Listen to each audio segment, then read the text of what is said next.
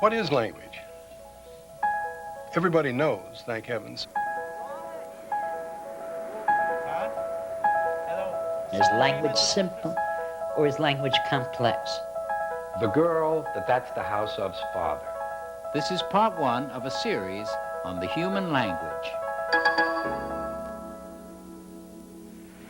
The question is, how can you learn so much from so little? The question is, how does a child know what a word is?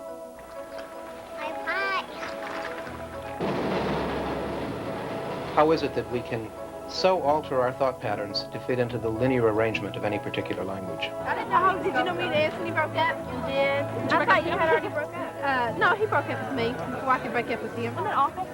What specific biological endowment could we have that allows us to do this?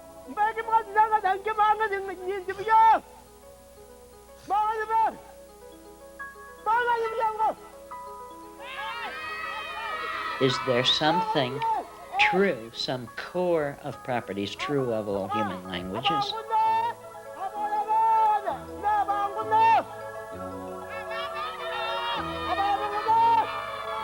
Sturč prst skrz krk. Так понимаете, распазу не мешай, ну куда не заям, прохмай, езжай, дрстак ее, как не мешай.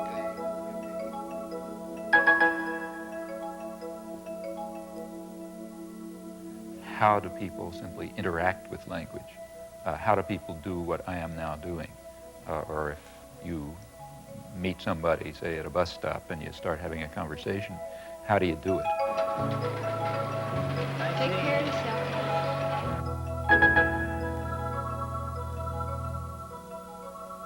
People don't think when they speak, they just speak.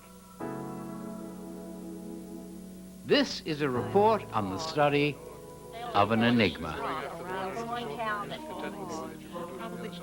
Language is the most human thing there is about being human. Yet most people don't think much about it. Traditionally, linguists have studied the history, vocabulary, and grammar of the world's languages. But within our generation, new theories have revolutionized our thinking. Today, linguists ask questions about how we use language and how language functions inside the human mind. For example, why are languages filled with rules we all follow without knowing why? How would you describe this? Well, I know it's supposed to be a big red balloon. How about a red big balloon? Could this be a red big balloon? A big red balloon. Okay. Do you have any idea why you feel more comfortable saying a big, and you have a sense of why that feels better than a red big balloon? I have no reason why. 3 big red round plastic balls. Not big 3 round plastic red big balls.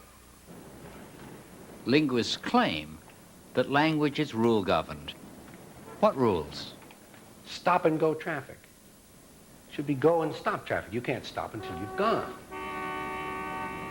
You can reclimb and you can re-institutionalize, but you can't re-fall down. I don't know why that is. It's peculiar. I mean, why can't you re-fall down? And you can say things like, don't rouse up the natives, but you can't say don't rouse up them. You have to say don't rouse them up. Language is untidy. Language is a mess. That John left surprised me. What's the that doing there? I mean, everybody knows you can't say John left surprised me. There's something wrong with that. The rules of English say you got to have a that in front. Well, why? Un gros ballon rouge. Could you do it the other way around? Un ballon rouge gros. And is that fine or? No, it's not. The first one is fine. The other one you just will never say it. A big red balloon. Those are just the rules of my language that I learned totally unconsciously as a little child. It's the same old story. What's going on in here? It's the old same story.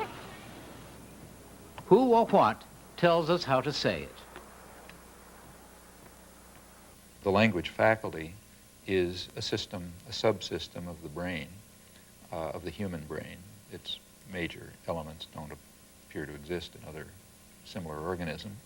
And that organ of the brain yields a language under appropriate conditions. It's partially tuned by the environment, but to a large extent it appears to be determined by our biological endowment and hence essentially invariant across the species.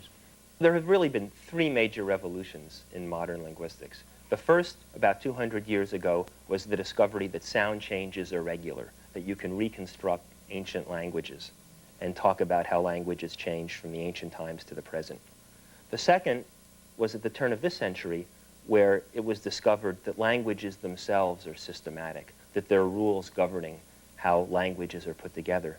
The third revolution came with Noam Chomsky in his book Syntactic Structures in 1957. In 1957, Chomsky published this little book, Syntactic Structures, and it almost immediately revolutionized the field. Had a profound influence on everyone who read it carefully, and the reason for this is the beauty of the analyses that Chomsky presented. He was able to show that there were patterns when it had just looked like there were many separate facts, and he was able to come up with very simple rules for explaining these patterns. Basically what Chomsky said is that your sights aren't set high enough. You're asking the wrong questions. You're not asking the most interesting questions. What you're asking is, well, we know language is a system, so how should we divide it up? Where should we draw the line in the word? Where should we draw the line in the sentence? What are the pieces? Chomsky said, let's ask a different question. Let's ask a much more ambitious question. Let's ask the question, what is a possible human language? What was so appealing about this analysis and what was so revolutionary about it is it showed that there's some process in your head, some rule, some pattern that you have abstractly, and you use this rule in producing sentences and in understanding sentences. That is, he moved linguistics away from merely gathering and investigating sentences that had already been produced and moved it towards the investigation of human potentiality. What kinds of sentences can you produce? What kinds of sentences can you understand? Once you say, what is a possible human language, in a way you're saying, what is a possible human being? How does the human mind work? Well,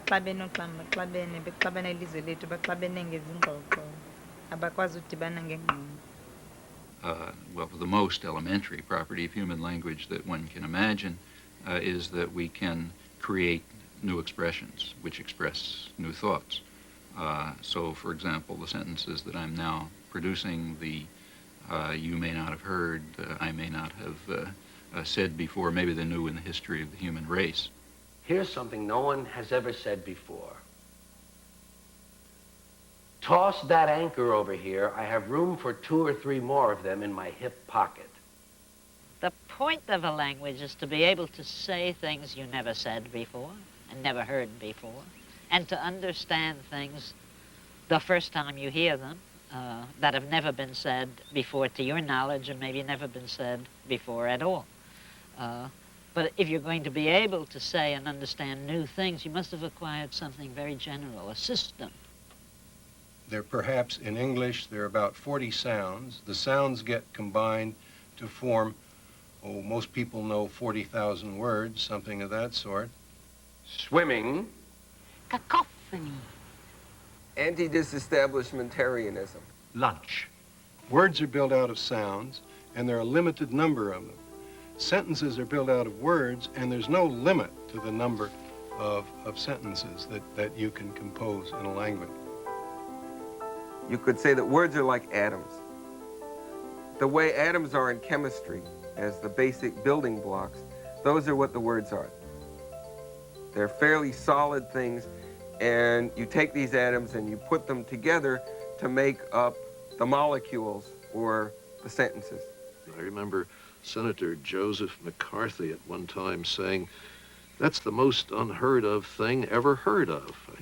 You know, nobody could have invented that sentence before McCarthy spoke it. It's really a deceptively simple system. The genius of the system is that with a small number of words and this system of grammar, you can make up an infinite number of sentences. You can make up a sentence to fit any occasion.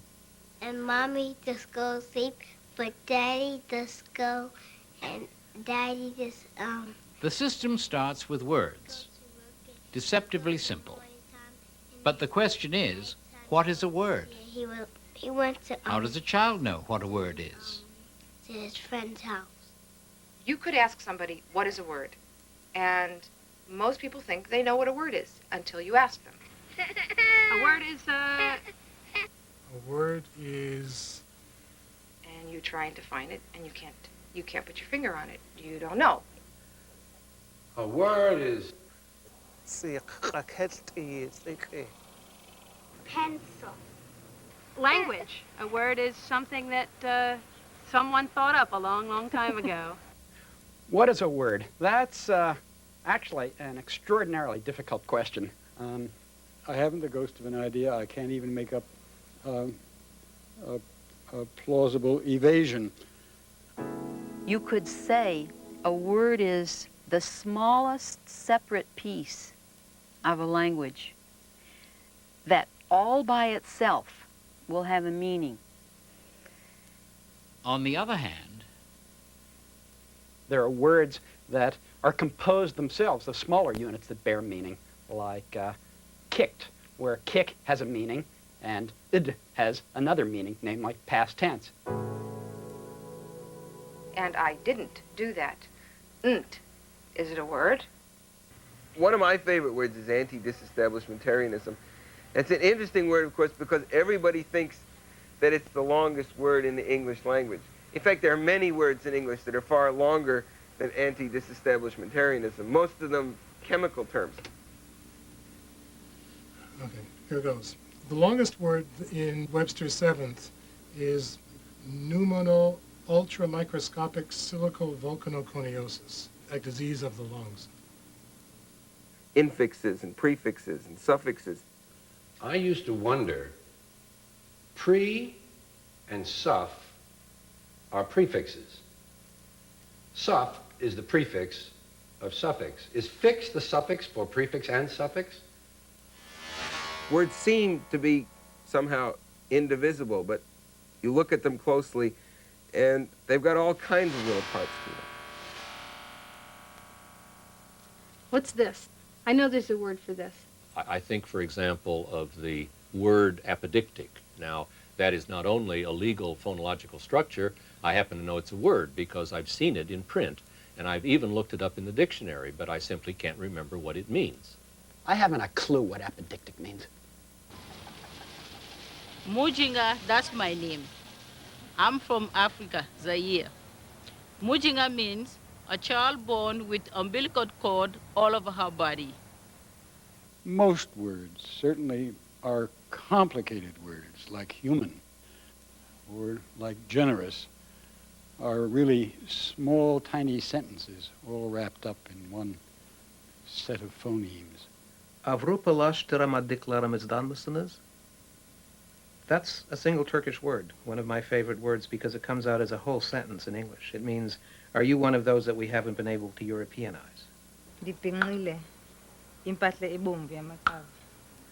One example from the Eskimo language I work with, which is called Alutiq, is the word ayai tau ho jumin tach bungaka, which means, don't you want to go window shopping with me?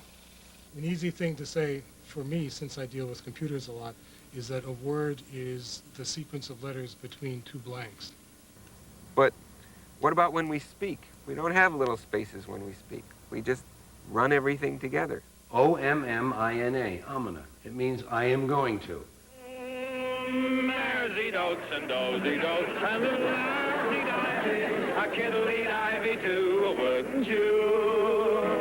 Mersey-dotes and dozy-dotes and a kiddly ivy too, wouldn't you? Somebody's flat. You know, when you listen to people talk, unless they deliberately pause between the pieces of what they're saying, it all runs together. How do we know where the gaps are in between the words? Because this all sounds like one whole sound. This is just one long sound to me. But you know that I said this is just one long sound to me. Why are you weary? Why are you weary? Why are you weary? I might walk up to you and say, "Stewin," or "Chiche." What do you want to do now? I don't know. What you want to do? Dunno. An apple? Okay, so will you go home now for an apple? Okay. I'm going to go get the bus and go home.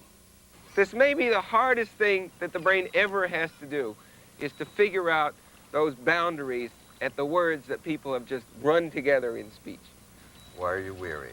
Why are you weary? People have invested millions of dollars and Lord knows how many hours in trying to devise machinery that will be able to perform this task of breaking spoken language up into words so that it can be understood. And yet a child, by the age of 1, is perfectly able to understand speech, natural speech, and just pick it apart into words.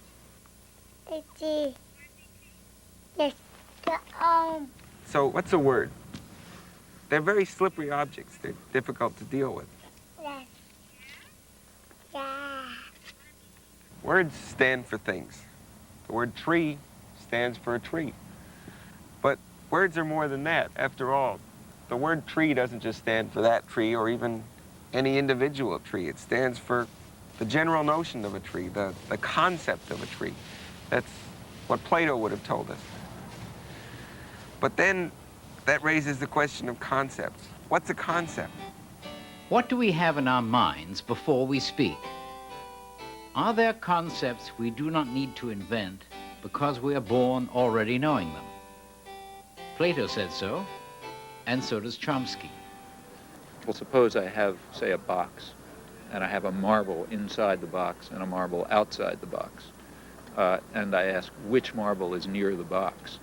Well, the answer is that the marble outside the box is either near the box or not near it, but the marble in the box can't be near it. Now, again, that's one of those simple things that we ought to be surprised about. How does a child know that a marble that's in a box can't be near the box? Suppose I had a box, and I put one marble outside the box, and I put another marble inside the box. And I asked you which marble is near the box. Which one would you say? Charlie? Outside. The one outside? What would you say? The one outside. Why? Because the one outside is really out. The one inside is just like it's inside the box. And also, it isn't even near it. It's touching the box. Notice if the box is a geometrical object, say a sphere in the geometrical sense, then or a cube, the marble can be near the box. The marble is near the box is the surface. So the geometrical object is the surface. So something inside it can be near it, just as something outside it can be near it. But we don't develop concepts like that naturally. We have to invent them in some other faculty of the mind. The one outside, because the one inside isn't near. Mm-hmm. It isn't actually that both of them are near. One is near and one is not. Okay, now which one is it? Yeah. The concept of box that we actually develop is a very obscure one. It includes the interior, but it doesn't matter what's inside it. So if the box is filled up with marbles or it's just full of air, it's the same box. Our concept of box includes the interior, but it doesn't care what's inside the interior. Now that's an extremely abstract concept, far beyond what any evidence could ever drive. There's no evidence that the child has available that tells the child that the box isn't just its surface. And in fact, if we were to invent a science, we would make it just the surface, as we do in geometry and physics. Now, what that means is that the concept, with all of its incredible intricacy, must be fixed by the mind and just keyed by some trivial fact about the environment. There she goes. Oh, where did it go? Where's the duck? Where's the duck? We just know that a box has an interior, but it doesn't matter what's inside.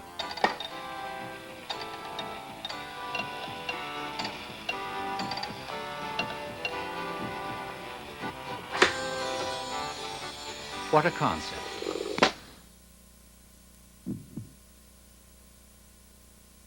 In everyday conversation, We are enormously creative. Boy, one more minute of those hot lights and I'd be fried shish kebab. It's almost certain that any 20-word sentence you hear will be a brand new, newly minted, newly created sentence that has never been uttered before, and probably you've never heard it before. Here's another one no one has ever said before. I'm going over to the softball game and beat up Hitler's widow. What language is really about is putting the words together into these sentences. Suppose that it's possible to choose the next word in what you're going to say as any one of 100 words. No, make it even easier. Say any one of 10 words that you can use to continue. So the first word that you pick is one of 10. And now you go on and you say a second word, and it is also one of 10. So the total number of possible combinations of 2 words will be 10 times 10, or 100. Now you go on to say a third word, and there are 10 possibilities there, and that means now we have 1,000 3-word combinations. And if we go on to a fourth word, there will be 10,000. So the number of possible messages is increasing very rapidly as the length of the message increases. A little hat, and in that little hat, he had a little cat, and in that little cat, he had a little rat, and in that little rat, he had a little mouse. This is the desk that sits in the office that I work in. Now we could take that still larger sentence and put it together into a larger sentence still. This is the clutter that's piled on the desk that sits in the office I work in. There doesn't seem to be any limit on that. How many sentences would we have if we had, say, 20-word sentences? Well, that would be 10 to the 20th power. How big a number is 10 to the 20th power? Well, let's see. To compare it with, there's something like 3 times 10 to the 9th seconds in a century. He had an eraser, and in that little eraser, there was a clock. And in that little clock, there was a hand. Period. One of the basic formal properties that allows for this creativity is the process of taking a sentence and putting it inside another sentence to create a still larger sentence. That was really long. There's no longest sentence, and that's why the number of possible sentences is countably infinite. General Alexander Haig, when he was Secretary of State, once told a Senate Foreign Relations Committee, there is a conscious castration of America's eyes and ears around the world, whatever that meant. But surely nobody could ever have spoken that sentence before Haig, and nobody will ever want to speak it again. Have a nice day. Nice talking to you. Same here. But what about shorter sentences, 10-word sentences, 5-word sentences? 25 cents, 5 for $1. It takes 2 seconds. Do you, Lydia, take Raphael in holy matrimony for as long as you both shall live? Yes. Of course. Some short sentences can be used over and over and over. Do you, Carlos, take Raquel in holy matrimony for as long as you both shall live? Do you, Chimeng, take Chunhan in holy matrimony for as long as you both shall live? Do you, Byron, take Aracelis in holy matrimony for as long as you both shall live? 5 for $1. It takes 2 seconds. As you both have consented in wedlock. But short sentences can be improbable, too. How's your husband? Anyway, and kiss your bride. Kiss your bride, Raph. Kiss your bride.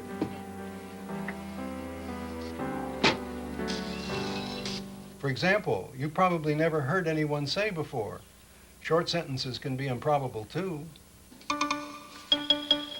Okay, Laura and Orlando. We have a kind of tension operating here.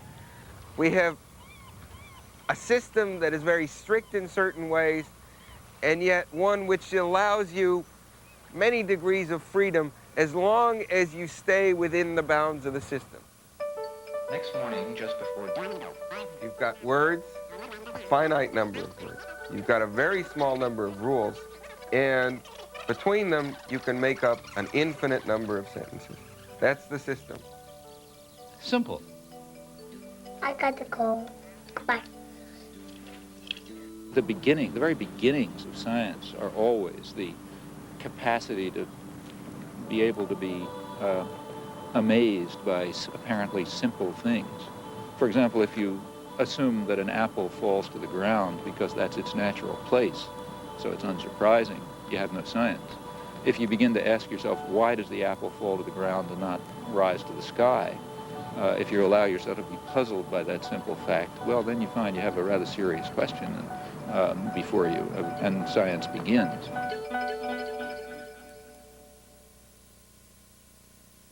How did sound and meaning ever get linked together? When you think about it, there's really no two things that are more different from each other than sound and meaning. Meaning, the ideas in the brain, to put it in simple terms. Sounds, these things that come out of our lungs and our vocal cords, they're totally different. How did they ever get linked? What biological event could have created this? Well, the biological event was the creation of grammar, syntax. What grammar is a system that allows these mismatched components, sound and meaning, to be linked to each other.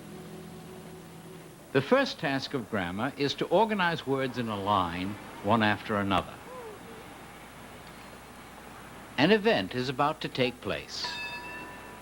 Will we report it in the order in which things actually happened? Is there a natural order of events? A woman fell from the cable car. We say the woman first, then the cable car. Because the woman came first? But surely the cable car was already there before the woman fell. It seems evident, if you compare your thoughts and perceptions to the things that you say, that there's a very direct relationship between what you experience and how you talk about it. But in fact, there's a great mystery. Because when we speak, we have to say things one word after another. We have no choice. That's the way language works. But when we see things or experience things, they don't necessarily come bit by bit in a linear order. The boy kicks the ball. Which comes first in reality? The boy, then the kick, then the ball? This is one of the puzzles of syntax, that the form of a sentence is often independent of its meaning. Because boy, ball, and kick can occur in any order in language. In perception, they occur simultaneously. In fact, the order of the words doesn't seem to have anything to do with the order of events. But we have to arrange it in one way or another in order to speak about it. One of the major tasks of using language is to take something which is essentially atemporal, nonlinear, and to arrange it in linear patterns in order to make different kinds of points. Does the form of a sentence depend on its meaning? There's a famous example sentence in linguistics that Chomsky's been talking about since the 50s. Colorless green ideas sleep furiously. Colorless green ideas sleep furiously. Well, a small industry has been spawned by one linguistic example, namely colorless green ideas sleep furiously, which has been the source of poems and arguments and set to music and so on. Colorless green ideas sleep furiously. This is a very interesting sentence because it shows that syntax can be separated from semantics, that form can be separated from meaning. Colorless green ideas sleep furiously. It doesn't seem to mean anything coherent, but it sounds like an English sentence. If you read it back to front, furiously sleep ideas green colorless, that wouldn't sound like English at all. Colorless green ideas sleep furiously. Well, that tells us that there's more to what determines the structure of a sentence than whether it has meaning or not. If you tried out the sentence in a child, I bet the child would giggle. But I suspect that the reaction would be different if you tried out furiously sleep ideas green colorless. You might get a blank stare instead. For a sentence to be a sentence of English in terms of its structure, doesn't seem to matter much what the words mean or whether they go together in a meaningful way, just that they go together in a way that obeys the rules of syntax. Syntax, no other animal seems to have it. We have to assume, I think, that something so distinctive, so complex, so much at the basis of human achievement is an evolved capacity. One term that Chomsky has used a lot is the term universal grammar. And this term flows naturally from the idea that you inherit many of the principles and processes involved in the grammar, your knowledge of your particular language. There are 5,000, maybe more than 5,000 languages spoken in the world. But in fact, what Chomsky noticed is that these 5,000 languages of the world are really very, very similar. As human beings, we are naturally interested in the differences among humans. We take the similarities among humans for granted. So we're interested in the way humans look different from one another, and their faces are so different, and their sizes are so different, and the way they behave is so different, and so on. From the point of view of, say, some Martian, we would all look alike, just as from our point of view, all frogs look alike. Now, from the point of view of the frog, frogs look, I'm sure, very much different from one another because they're interested in the differences among frogs. We just notice the overwhelming respects in which they're similar. Now, if we can make the leap of the imagination that enables us to look at ourselves the way we look at other organisms, we will quickly discover that we're remarkably alike.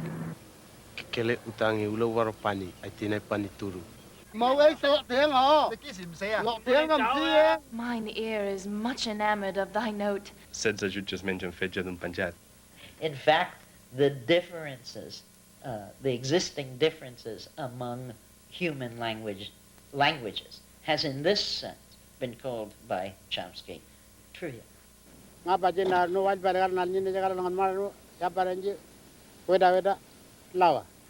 Trivial compared with the differences between the human languages taken together and any other system of communication by other kinds of animals, by intelligent machines, and the like. These are all vastly different from the set of human languages, which by comparison are very, very much like each other. Loma loma na tomba bakalo loma, tiko kina na vei matangali roka, e uasivi e kato toka ko laue loma, isa isa ko loma loma. There are two major ground plans, two great options in building a language. Relying on the order of words to convey the meaning of your overall thought. English. Or changing the endings of the words one by one and then shuffling them around. Latin.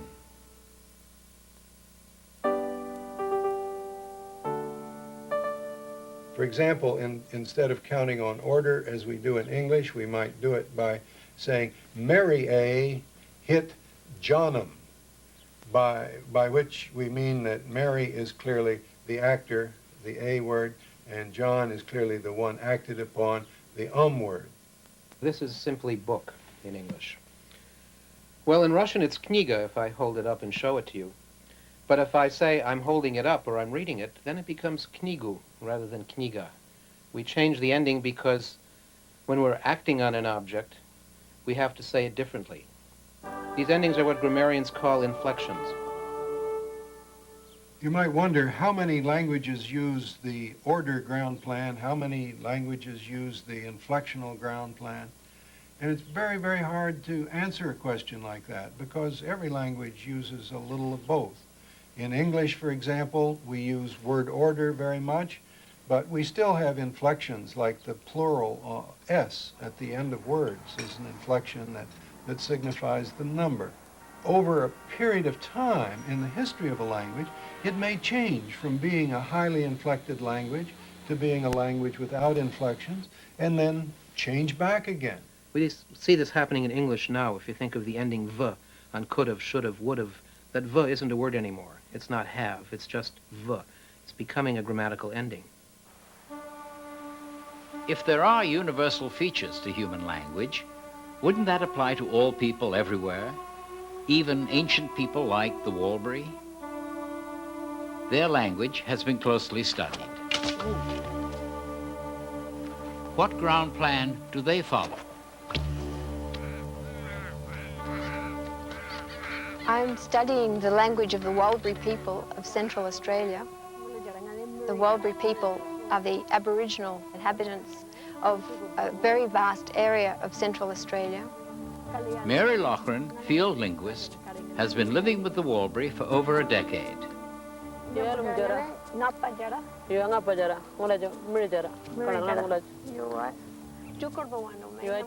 Walbury language is a very interesting language. Like other Central Australian languages, it has probably been spoken in relative isolation from non-Australian languages, possibly up to 60,000 years. So that makes it very interesting for research for linguists who are interested in finding out about differences between languages, but probably more particularly interested in finding about what is common to human language.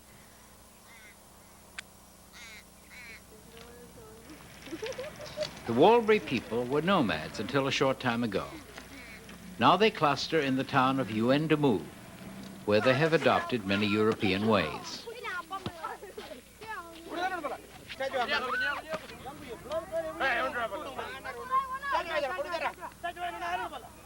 As nomads, they value things they can carry in their heads instead of on their backs, like language. Stories which can be told in paintings or in words.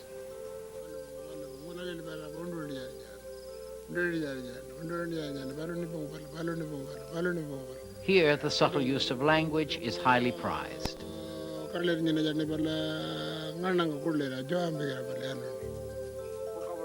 Jacamara's painting is the story of a whirlwind, a legend going back to prehistory in the time they call the dreaming.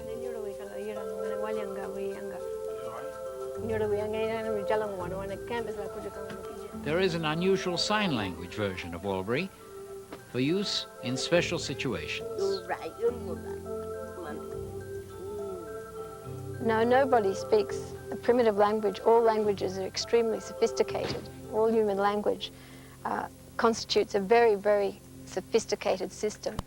Walbury turns out to be an inflected word-ending language, like Greek or Latin. That was one word which I just typed into the dictionary there. Walbury is typically a language that has very, very long words made up of many, many meaningful parts. Unlike English, Walbury doesn't rely on the order in which words come in a sentence to convey the sort of meaning that order conveys in English. What Walbury uses instead are little suffixes which go onto a given word and which indicates the role of that word. So, for example, to say the boy kicked the ball in Walbury, we would say something like Wurialo, Pakano, Japu Japu. Japu Japu is the word for ball. Wuria is the word for boy. But to indicate that the boy is the doer of the action, we have an extra little piece on it, which is lo. So we say Wurialo. And then we have the verb Pakano, and then we have Japu Japu. In Walbury, the exactly same message would come across if I changed the order of the words, for example, and said Wurialo, Pakano, Japu Japu. Or Japu Japu, Pakano, Wurialo. Or I could say Pakano, Wurialo, Japu Japu. However, it doesn't matter what order the words are in, exactly the same message will come across that I am saying the boy kicked the ball.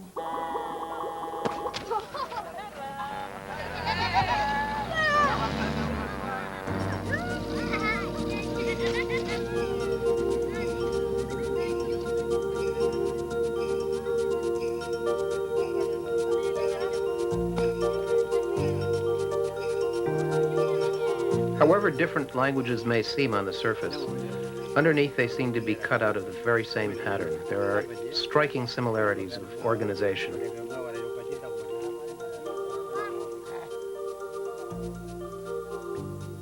In a way, it's like the human face. The human face is very simple. 2 eyes, a nose, and a mouth. You can draw a simple sketch of it. But look at the incredible diversity. Each one of us has a uniquely different face, yet each face is obviously a human face. Languages are the same. Each one is obviously a different language, but they're clearly examples of the same kind of system. One thing you might think to ask, it's actually quite an interesting topic to think about, is just how good is language at doing the job which it's designed to do? Language serves a great many human purposes, but it can't do everything. I mean, after all, if it's just a biological adaptation, which is what I'm suggesting, then you would expect that, like other biological adaptations, there would be limits on the fit between the job that it does and the job that it's designed to do. Suppose I wanted you to meet a friend of mine at the train station. You didn't know this friend, and I didn't have a photograph of him, so I was trying to describe him. And he's about 5 feet 8 inches tall, and he has brown hair and a very ordinary face, and I'm sure he'll be wearing clothes. I don't know how to describe him to you, but perhaps you could meet him anyhow. Would you please? Something which turn around and come down.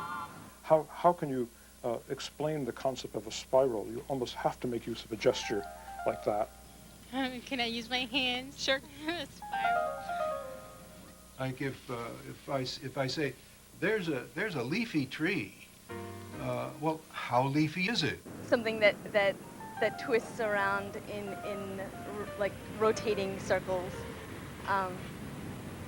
Circular motion that's going, something like a slinky. How leafy is a tree? If you look at it, you can tell immediately.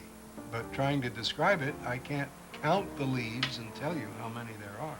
Can one imagine a system that might communicate thought better than natural languages do? Well, certainly for some purposes. For instance, giving directions to someone. Language is not as good as handing them a map and saying, look, I live here, you go right down like that. Go down North Harrison Street, the street that you're on now, to Harrison Street, to Route 1. Someone could describe a spiral without using gestures, but it would take a rather complex a series of sentences to do it. A loop which proceeds in 2 dimensions. It goes rotational component and the component going transverse to that direction. Make the left, go down, you'll see the state police barracks on the right left-hand side. Jonathan Winters used to say, well, you go on down about a good 100 miles and take a right. You'll travel back about 250 yards. You see a guard booth, you go to that guard booth. Or is it a left? The very nature of language design leads to the consequence that there are thoughts, which are perfectly fine thoughts, that are not expressible directly through the mechanisms of language. Language is a system with structure, and any system with structure and design has scope and limits. If it had no intrinsic structure and design, it could do nothing. It could achieve nothing. It would be useless for anything. But the very structure that it has not only provides it with its capacities, but also imposes certain limits on it. So, for example, say, take a tool, physical tool, say a hammer. If it was just an amorphous blob, you couldn't do anything with it. If it's a hammer with a particular structure, you can do certain things with it, but you can't do other things with it. If a tool is going to be useful for any purpose, it's going to have structure, and that's going to prevent it from being used for other purposes. On the other hand, there's a lot of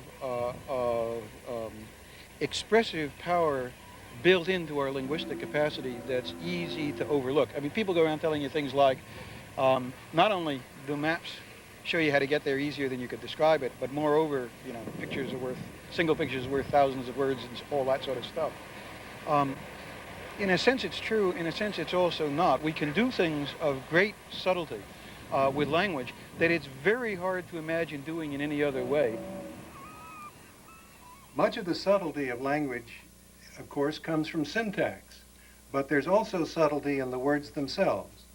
Words can be associated arbitrarily with anything. We think of them being associated with objects, but they can be associated with ideas, with abstractions, with anything you like. Words can be associated with anything you can think of. Language is arbitrary. There's no connection between the thing and what we call the thing. It's abstract. You can talk about things that really aren't there, things that have no form. A word like form, for example. Now, what is the meaning of the word form? Or a word like truth, that terrible word that philosophers have discussed for so many thousands of years. What is truth? We don't know. We just have a word for it. It's an arbitrary word. Love. What does love mean? What's love? So language is completely arbitrary. Words are arbitrary. It can be anything you want. That's not a light. That's a Lulu. Turn the Lulu on. Even little kids know that. So my son, for example, he's 4 years old. He comes down for breakfast. He sits down in his chair and he says, "I want gump for breakfast." And you say, "Peter, what is gump?" And he looks and he says, "Gump is cereal." So, for example, whether I call a tree, or whether I call it, say, a baum, as I would if I grew up in Germany somewhere, that's obviously variable. The thing and what you call the thing have nothing at all to do with one another. Dinosaur. Pancakes. Infrastructure. Different languages have totally different vocabularies, different names for the same things, different names for different things, depending on what they use. Words for camel. The Arabs have dozens, if not scores of words for camel and lion and horse and other elements of their civilization. The vocabulary of each language reflects the way of life of the people who speak that language. So people obviously need words to talk about the things they want to talk about. If you live at the North Pole, bamboo is not important to you. متقدد is a skinny camel. Khalous is a young female camel. There's got to be a word for everything. Every little piece of this boat has got a different word for it. It's got all these lines here. Each one's got a different name for it. This particular one is the halyard for the spinnaker, and over here the halyard for the burgee to fly a yacht club or other identifying flag from the top of the mast. Rahila is a camel used for transporting loads. Ba'ir is used for camels in general. That horizontal appendage projecting from the right side of the breastplate is the lance rest. The shoulders are covered by the pauldrons. The arms, including the upper, lower arm, and bend of the elbow, are covered by the vambraces, the left and right vambrace. And so we have a topping lift to hold up the end of the pole. We have a halyard and a downhaul on the butt of the pole to raise and lower it on the track on the mast. The shield is known as the escutcheon. And the steel-covered shoe is known as the sabaton. What do you call these camels? Well, I call them Pete, Jess, Tom, Joe, Jerry, and Billy. The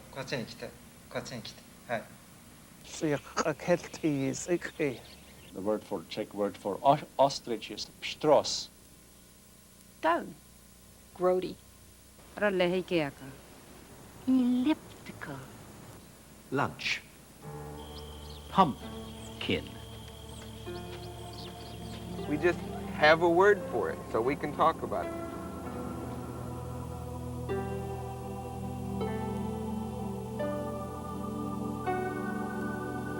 Roughly speaking, the achievement of language is to provide a form of words that allows us to say anything we can think.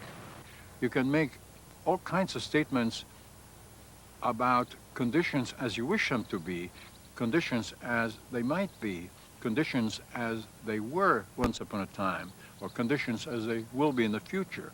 An animal cannot make this kind of statement, because this kind of statement is possible only by means of language. Consider, for example, negation, right? It's easy to tell somebody that it's not going to rain. Try drawing them a picture of it's not going to rain. Or try drawing them a picture of, if I had let the hammer go, it would have fallen on my toe. In language, you can say, if we drop this piano, it's not going to play Polonaise. Think about trying to draw a picture of there's not a giraffe standing beside me. Here we are communicating about a world of our imagination. Imagination, if you like, is also a human construct. The edge that language gave us, that no other animal has, no other being has, is the ability to think abstractly. That's really what language can do for us. We seem to have this drive to think abstractly, and we're propelled to do it. It's not even a choice. Because language itself is abstract, we seem to be led to think abstractly. Because we can think abstractly, we don't have to talk about what's in our immediate physical environment. We can plan for the future. We can create art. We can create complex social organizations. All of these things are possible because we can think abstractly.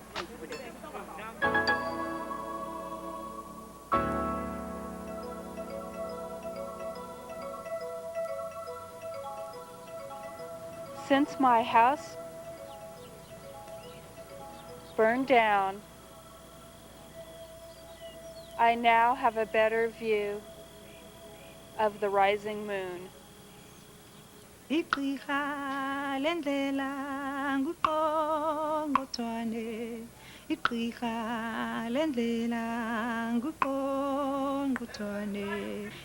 Language, like any complex human phenomenon, can be studied from many different points of view. And contemporary linguists specialize. Some like to study words and their structures and see how the structures of words affect sentences. Some say the place to go is to work on the structure of sentences and worry later about what the words mean. Some people say unless you look at the role of language in conversations, in stories, and longer stretches of discourse, you'll never really understand what language is about. Now, in a sense, of course, they're all right. We can't cut open the brain and look at structures that are involved in visual perception or in memory. But we do have language. We do have something almost physical. We have the record of what people say, and we can analyze that as data. So linguistics provides us with the most accessible window into the human mind. We have this remarkable system that allows us to choose a form of words corresponding to the thought that we want to express. And somehow it's a system we manage to learn within a very short period of time if we're a child in a language community, and that we manage to access, to exploit, both from the point of view of the speaker and from the point of view of the hearer, instantaneously, easily, unconsciously, with no sense of effort. So if you wanted to ask, what's the answer to the question, is language simple or is language complex? It's simple for those creatures who use it. That is, the human brain is naturally evolved so that it uses a system of this apparently complex sort in a very simple way.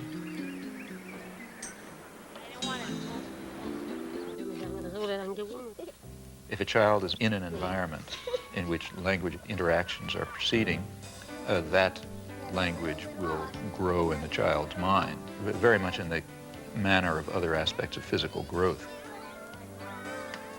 I take it as the current task of linguistics to ask the question about language, how much of it is built in, and in what way, and how much of it is and must be learned by exposure to the environment of speaking people. A question for the next in our series on the human language. How do children acquire language without seeming to learn it? Part 2, Playing the Language Game.